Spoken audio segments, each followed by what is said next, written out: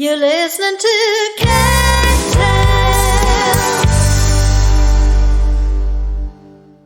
Hi, you're listening to Cat Tales, and I'm Cat. When Suzi Quatro burst onto the music scene in 1973, there were almost no women in rock, and certainly none who'd played bass, sang lead vocals, and completely rocked. A trailblazer, she rewrote the rule book for women in rock and roll and went on to sell more than 50 million records. Fast forward to 2020, and Suzi has added other strings to her bow. She's an author, actress, radio presenter, and a poet, and now Suzi Q, a documentary of her life, has been released with the promise of a film on the way. This is the one with Suzi Quatro. Well, welcome to the show. Thank you so much for joining me today, because I am delighted to be able to speak to you, first of all. But I really want to hear about this documentary that you've got on the go, Suzi Q, and it's coming out on the 1st of July, I understand. It's already been out in the UK, played in 52 cinemas around the country. It's been on Sky Arts 3 times already. And it's had many premieres, which I attended, and I did question and answer. What you're talking about is the American release. Right. Okay. So it's staggered. So I mean, you had to be deaf, dumb, and blind not to have known that this came out, because it had saturation coverage. Saturation. It was in every newspaper in this country. I was on all the TV shows. It was on Sky Arts, and I've even had reviews in Financial Times. So I don't know how you could have missed that it's coming out. It was huge. Every single paper covered this documentary, and now you're saying it's coming out. No, it's because I've actually looked at your website here, and it's got selling tickets for the first, but it's actually saying US and Canada. Yeah, it's been out here for a long time, I think since January. Oh, right, okay. So you're quite late. This is June now, you know. I'm behind the times, Suzi. So tell me about it. Tell me why have you actually done this in the first place then? Were you approached for this documentary, or did you decide to... Of course I was approached, yeah, sure. Of course I was approached. Okay, so somebody else's idea rather than instigated by you, yeah? Was done by an Australian guy. He contacted me and said he was interested in doing my documentary, and it's something I always wanted to do for a very, very long time. It's on my bucket list. There was one aborted one maybe 20 years ago that for various reasons didn't come out, and now this one did come out, obviously. And I told him that I wanted to make it a very honest documentary, and that's what I've done. All the critics have been raving about it. I mean raving, saying it's very open, very raw, very vulnerable. There's lots of cringe moments in it, which I said as long as they're honest, all the cringe moments can stay in, even if it's embarrassing. So it's one of those kind of very unusual, very honest, very real documentaries. Excellent. And was it difficult to decide what stayed in and what didn't? I mean, you've said there that it's been really sort of like all holes barred. It's exposing you from all sorts of different angles there. Was it difficult to decide what you were comfortable with? No. In fact, like I just said, the cringe moments, I said even if there's cringe moments, and there's plenty in the film, as long as it's real, as long as it's true. I didn't let any lies go in there. No lies. Yeah. But as long as this was true to the story and it happened like they said it happened, and even with people's opinions and all that, it didn't bother me. Some of them are a little bit hard to take, but when I watched it, I thought, no, this is what they feel, and that's fine. Everybody had their chance to speak. It's got lots of wonderful, nice things said, and a few, prickly bits with the sisters and all that, and blah blah blah. But I let them have their space to speak, and I kept it in, and it's a wonderful documentary because of it. It's very honest. And that's always the best way of going, I think, isn't it, with all of these I think things? So. Yeah, I mean, it's your life after all, and sure. We've got good bits, we've got bad bits, and that's the one. Sure, it's called reality, Yes. Nobody gets a perfect life. No, absolutely, and what is perfection after all, Suzi? This is the point, isn't it, really? Mm-hmm. But, you were a pioneering feminist in a way, weren't you? Because the rock industry at the time that you really hit the 70s was very male-dominated. You have to be a strong woman, don't you, to actually be that trailblazer in the rock and roll industry as being female. Did it feel like you were trailblazing at the time, or was it a little bit more, I just want to do my stuff? When you can't say I was kind of this. I was that. Not kind of. I didn't have a blueprint. Who was there before me? Well, exactly. Okay, so you can't say kind of. You were kind of this. No, I wasn't kind of that. I was that. I did not have a blueprint. I didn't have any other woman that I could look at and say, I'd like to be like that, because it didn't exist. So when I started, I just had to be very sure, which I was, sure of who I was, and I think my biggest strength is not compromising. Maybe I wouldn't make it. That could happen. That absolutely could happen, that whatever I was trying to do just wasn't going to be accepted. Sure, that can happen, but I stuck to my guns, and I just thought, if I don't make it as me, then I don't want to make it at all. So that's where my strength is. Yeah, and sort of standing your ground in terms of being sure and confident of yourself. Have you always been that way? Is that something that you've grown up with, in terms of just like that confidence and that tenacity to do what you wanted to do, or was it something? I'm a determined person. That's the word that most people describe me. If I want to do something, I will do it. I will just do it. That's the way I'm made. I will do it. I'm going over there, and I'll get there. So do you think that's the secret of your success, in a way, because you didn't allow the times when it was male dominated and the rock industry very I didn't even I didn't see the male domination. I am not a gender person, and I never have been. I don't know why that is. It just is the way I am. I was always kind of a tomboy, Sure, I know I'm a woman and everything, don't get me wrong, but I'm not gender identified as such, and I never thought of myself ever. I never called myself a female musician. I just said, I'm a musician. This is what I do. And I never had any trouble. Believe me, not one instant of trouble of being accepted. Just because I accepted myself. Yeah, and I think that's what's so inspirational, really. I mean, you were, looking at those sort of like early days. From a female perspective, they wanted to be you, and from a male perspective, they wanted to be with you. So it's your appeal, I think, was really wide, and it still is. Yeah, I think was. That's been all the way through your career. You've maintained that. Yes, well, Mickey used to say there's something about me for everybody. I think he might have been right, but I like to think that the reason I'm still here is because I'm real. That's what I hold on to. I'm not manufactured. I'm real. Everything about me is real. Yeah, and then your famous quote, "I will retire when I go on stage, shake my ass, and there is silence." Yes, and it hasn't happened yet. It hasn't happened yet. Thank God. You're going to carry on till you cannot anymore, and that's a really good thing. I mean, why should you? Why should you stop at any certain age? It's just exactly. I spent a lifetime honing my craft. I'm 56 years as a professional now, and why should I stop? I'm still out there. I look good. The people are there. My voice is better than ever. I'm still creating. I have a new album coming out. The documentary. I'm doing a movie of my life. Why the hell should I stop? Yes, exactly. And of course, you've written an autobiography a few years ago, haven't you? I mean, a lot of that would obviously feature into your documentary. But are you thinking of maybe updating that? Because that's 13 years ago? I have been offered that several times. I might do. I might not. I don't know.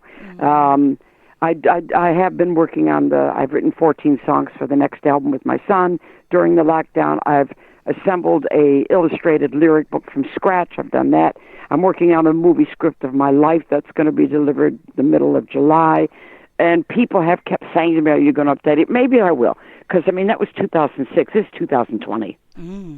I think there's a lot more to tell. There, we're struggling with the movie, what to leave out, because I've done so much. Yes.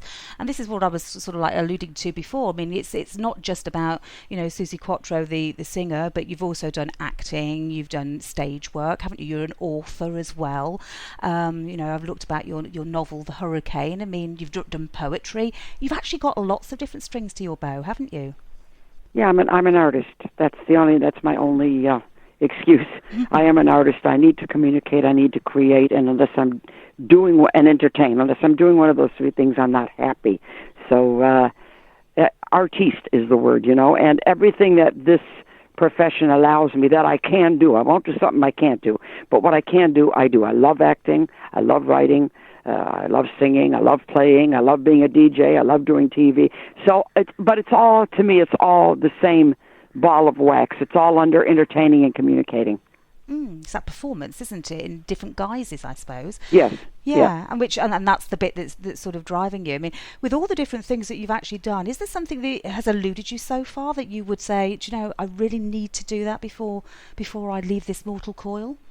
Oh my God! Well, I don't have goals as such because I'm afraid I don't want to reach them. So I just keep going. I have things on my bucket list. The documentary was one, and it's just going fantastic. So I'm pleased with that. The movie is another one that's coming to fruition now. The new album is, I'd like to act in a movie. Maybe this movie coming up, maybe I'll do a part in that. I've done lots of TV, but I haven't done a movie. So that's one thing I'd like to do. I'd like to do another musical. Really enjoyed that. I'd like to do some more radio. I'm very comfortable on the radio. Yeah. Okay, excellent. So when is the movie coming out then? That's one that's being worked on at the moment. Well, the script will be delivered in July, so then we have to start moving. But we're working on the script now very hard, and we're nearing completion. Excellent. And what about your album? You this is one that you've been producing in lockdown, is it? That's inspired by I had an album out in March. Yeah. It was and that too was just everywhere saturation, called No Control. Yes. And quite unexpectedly, I did it with my son. I don't know how it happened. All of a sudden, we were making an album. We had a deal in 5 minutes, and it's the best album of my career. The critics just raved about it. Well, Suzi, let's take a break and then let's listen to your title track of your last album, No Control, with No Soul, No Control. If you think I'm wrong, if you think I'm right, gotta play it strong, gotta put up a fight. Keep it close at hand till you understand. You can't take the biggest part, it's not in my plan. I gotta hold on to me. I gotta hold on to me. Save me, save me, save me, save me. I gotta hold on to me. You can't